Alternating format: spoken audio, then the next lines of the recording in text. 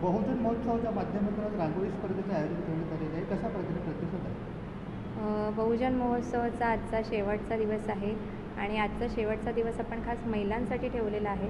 त्यामुळे महिलांना आपण रांगोळ्या स्पर्धा सांगितलेल्या आहेत. महिलांचा प्रतिसाद चांगला आहे. या ठिकाणी महिला रांगोळ्या काढत आहेत आणि जो संध्याकाळचा वेळ आहे तो आपण एक प्रबोधनाचा वेळ म्हणून ठेवलेला आहे आणि प्रबोधनामध्ये महिलांचं संरक्षण कायद्याविषयी माहिती मिळणार आहे. त्यासाठी आपल्या ॲडव्होकेट मॅडम आहेत विद्या त्रिरत्ने मॅडम, त्या येणार आहेत या ठिकाणी. आणि त्याचप्रमाणे आपण होम मिनिस्टरचा कार्यक्रम ठेवलेला आहे महिलांसाठी या ठिकाणी. त्यामध्ये महिलांना एक फर्स्ट प्राईज असेल पैठणी, त्याच्यानंतर सेकंड प्राईज गिफ्ट असेल आणि थर्ड प्राईजसुद्धा गिफ्ट असेल.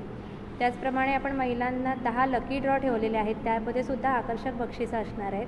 तर मी या ठिकाणी महिलांना आवाहन करते की लवकरात लवकर जेवढे जमेल तेवढे आणि जास्तीत जास्त संख्येने महिलांनी या कार्यक्रमामध्ये सहभागी झालं पाहिजे आणि बक्षिसं जिंकली पाहिजेत, असं मी या ठिकाणी महिलांना आवाहन करते. महिलांच्या स्वयंरोजगारासाठी आपण यापूर्वी प्रयत्न केलेले आहेत आणि आत्ताही करताना कोणता कशा प्रकारचे आपण मागे मार्च महिन्यामध्ये 15 तारखेला महिलांच्या रोजगारासाठी आणि महिला सक्षम झाल्या पाहिजेत यासाठी राजमाता जिजाऊ उद्योग केंद्र स्थापन केलं आहे आणि त्याद्वारे महिलांना घर बसल्या कसा रोजगार निर्माण होईल यासाठी प्रयत्न केला जाणार आहे.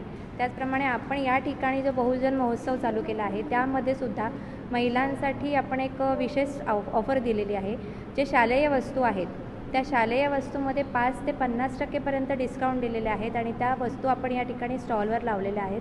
त्याचप्रमाणे अनेक प्रकार जसं शिवणकाम असेल, विणकाम असेल किंवा खाद्यपदार्थ बनवणाऱ्या महिला असेल, त्यांना या क्षेत्रामध्ये जसं त्यांना आवड आहे, ज्यांची कला आहेत त्याप्रमाणे आपण त्यांना रोजगार उपलब्ध करून देणार आहोत आणि याची सुरुवात लवकरच आपण करणार आहोत.